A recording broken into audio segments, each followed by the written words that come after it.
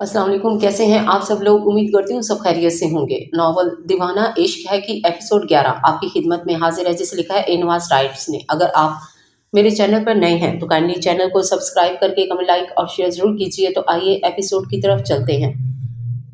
ظہیر ظہیر بیٹا، اتنی صبح صبح کہاں جا رہے ہو؟ ناشتہ تو کرتے جاؤ۔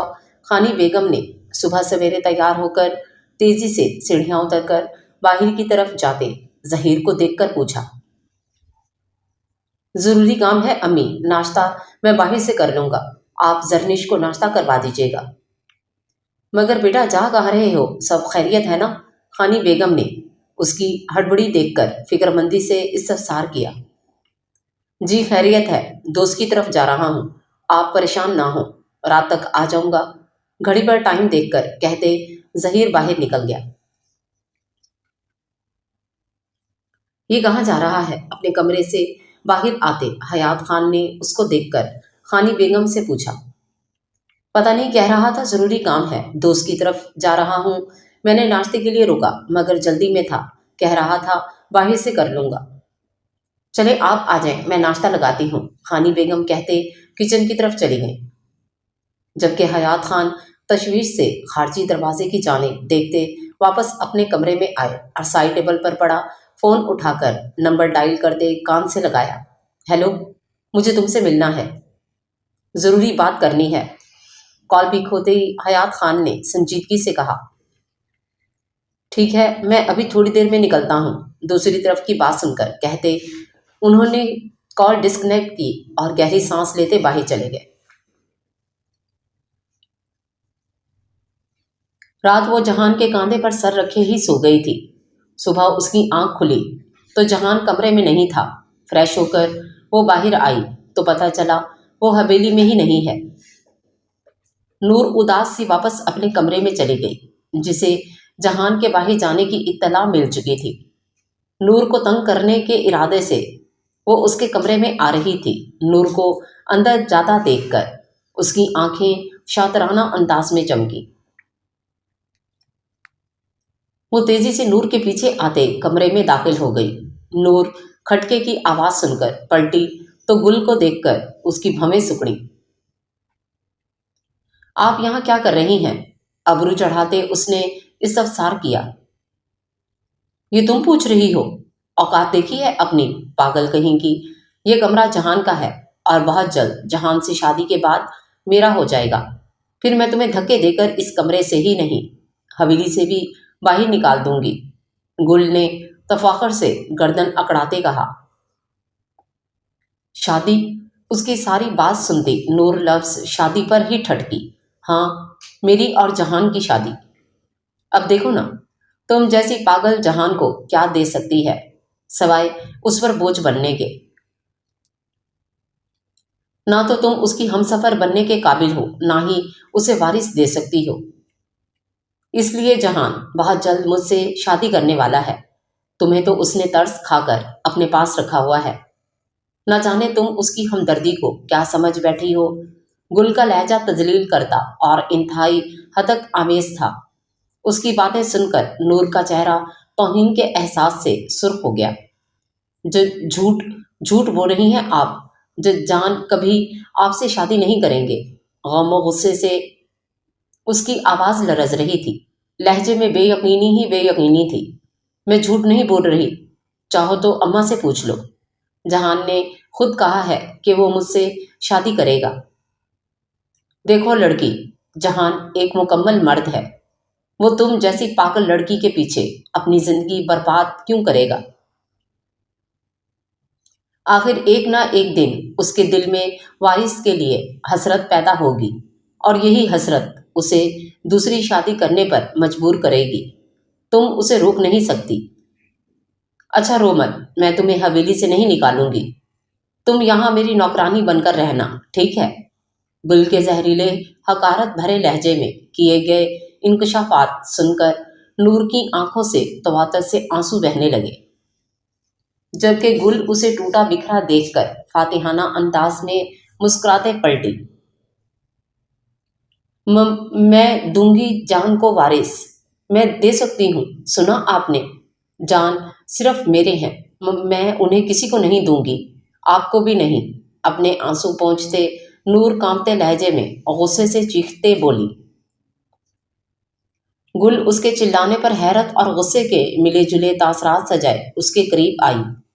پاگل عورت، اپنی اوقات مت بھول، تجھ جیسی پاگل جہان کو وارث دے گی ایسا خواب میں بھی مت سوچنا، ورنہ تجھے اور تیرے وارث کو جان سے مار دوں گی، سمجھی؟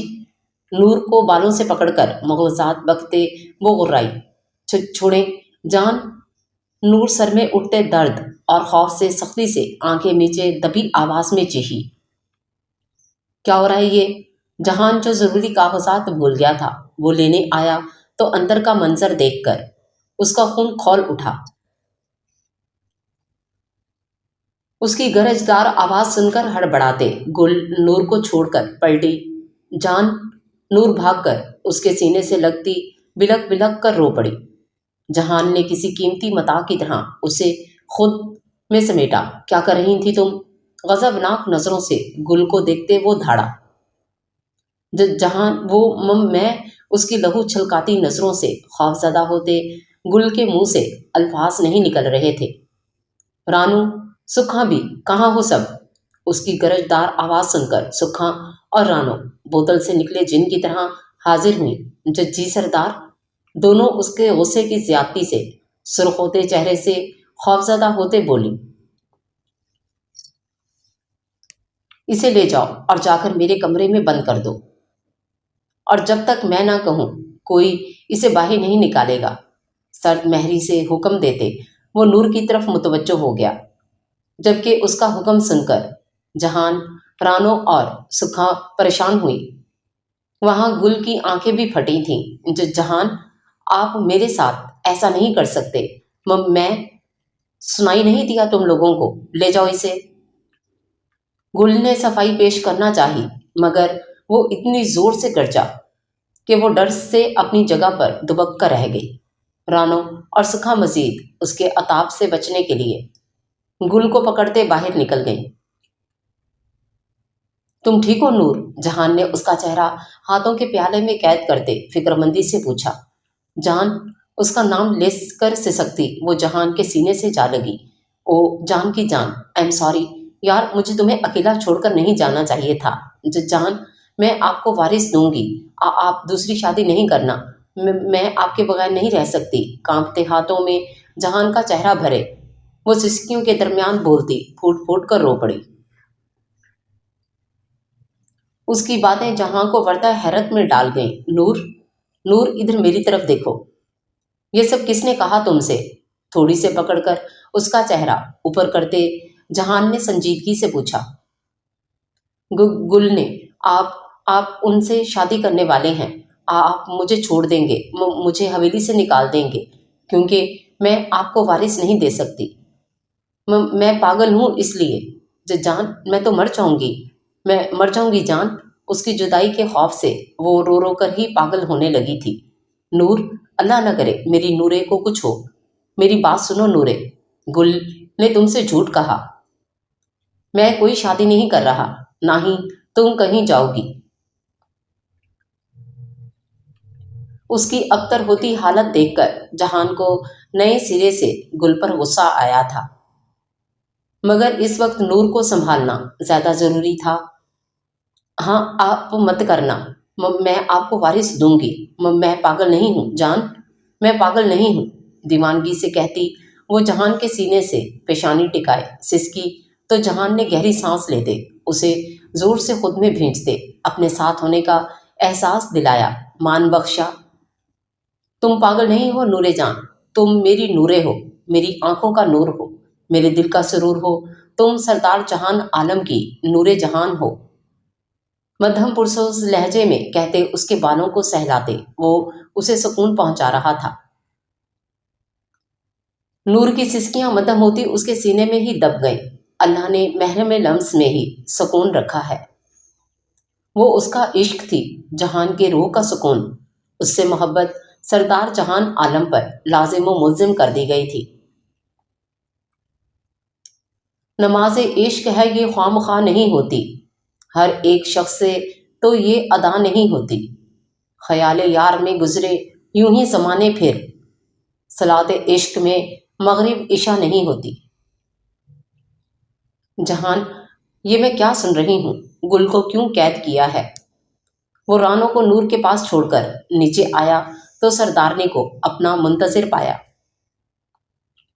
اماں، آپ کی بیجا نرمی نے اس کے حوصلے بڑھا دیے ہیں۔ اس نے میرے خبردار کرنے کے باوجود ہٹ دھرمی دکھائی۔ میری حویلی میں میری بیوی کو ہراساں کر رہی تھی وہ۔ اس کو سزا دینا ضروری ہو گیا ہے۔ سپاٹ لہجے میں کہتے جہان حویلی سے باہر نکل آیا۔ اس کا رخ اس کمرے کی جانب تھا جہاں گل کو رکھا گیا تھا۔ جہان، جہان مجھے معاف کر دیں، آئندہ ایسا نہیں کروں گی۔ میں وعدہ کرتی ہوں نور کے آس پاس بھی نہیں بھٹکوں گی۔ پلیز۔ اس کو دیکھتے ہی گل پھپک کر روتی ہوئی بولی۔ چھوڑ دیتا، ضرور چھوڑ دیتا، مگر اس بار تم نے میری نورے کو بہت رلایا ہے۔ تھوڑی سزا تو بنتی ہے، سرد مہری سے کہتے جہان کمرے میں پڑی واحد الماری کی طرف گیا۔ اس میں سے باکس نکال کر گل کے سامنے رکھا۔ جہان پلیز معاف کر دیں، آپ کہیں گے تو میں نور سے بھی معافی مانگ لوں گی۔ اس کے چہرے پر چھائی پر اسراریت سے خوفزدہ ہوتے گل گڑ گڑائی۔ جہان نے اس پر توجہ دیے بغیر باکس کھولا تو اس میں سے سبز رنگ کا سانپ نکلا۔ سانپ کا رنگ بالکل ویسا تھا جیسا جہان کی آنکھوں کا رنگ تھا۔ جہان نے وہ سانپ گل کے کاندھے پہ ڈالا، جس نے منٹوں میں گل کی گردن کے گرد گھیرا ڈالا۔ گل کی آنکھیں پھٹی ہوئی تھیں، چہرہ خوف سے سفید پڑ گیا تھا۔ سانس روکے وہ اپنے اوپر رینگتے سانپ کو دیکھتے کانپنے لگی۔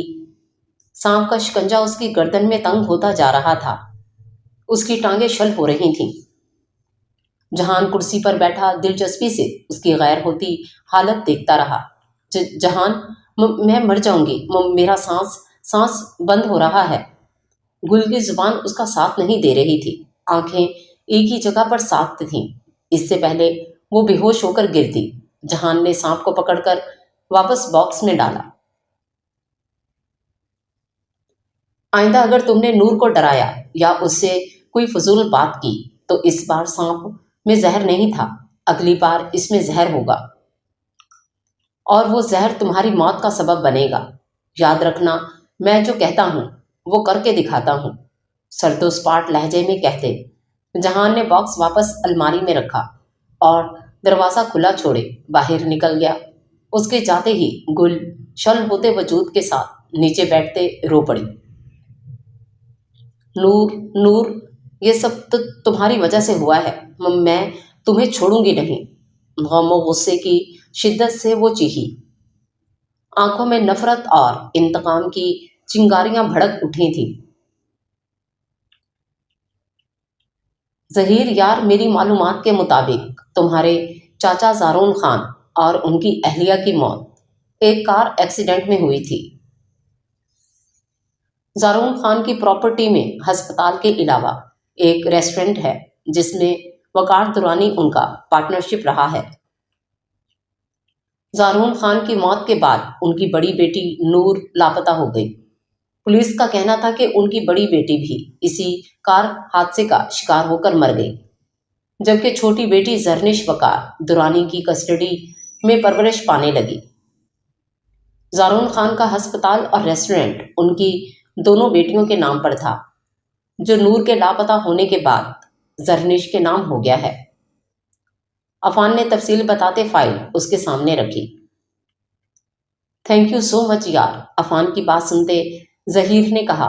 اٹس اوکے یار، دوست ہوں تیرا، اتنا تو کر ہی سکتا ہوں۔ ویسے ایک بات کہوں، مجھے زارون خان کی موت حادثہ نہیں لگتی۔ کیا مطلب؟ ظہیر اس کی بات سن کر ٹھٹکا۔ مطلب یہ کہ مجھے لگتا ہے ان کی موت کو حادثہ بنا کر پیش کیا گیا ہے۔ اصل میں یہ کوئی حادثہ نہیں تھا۔ اب تو خود سوچ، اگر ان کی کار درخت سے ٹکرائی تھی تو اس میں آگ کیسے لگی، اور اتنی شدید آگ کہ ان کو کار سے نکلنے کا موقع تک نہ مل سکا۔ بالفرض آگ لگ بھی گئی تھی تو وہ لوگ اندر کیوں رہے؟ اپنی جان بچانے کے لیے کار سے باہر کیوں نہیں نکلے؟ اس کیس میں بہت سی پہیلیاں ہیں۔ یہ حادثہ نہیں تھا، مجھے یہ کوئی اور ہی چکر لگ رہا ہے، عفان نے باریک بینی سے جائزہ لیتے کہا۔ آخر کو وہ پولیس آفیسر تھا، بال کی کھال نکالنے والا۔ ایسا ہے تو وہ کارترانی سے ملنا پڑے گا۔ اگر یہ قتل ہے تو میں اپنے چچا جان کو انصاف دلا کر رہوں گا۔ اس کی باتیں ظہیر کو بہت کچھ سوچنے پر مجبور کر گئی تھیں۔